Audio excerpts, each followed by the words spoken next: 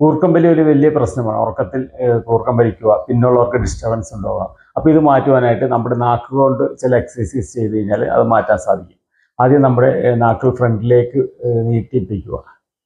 അതായത് ഈ നാക്കുകൾ അതിനെ മുകളിലേക്ക് അപ്പർ പാലറ്റിൽ പ്രസ് ചെയ്ത് പിടിക്കുക ഒരു 10 സെക്കൻഡ്സ്.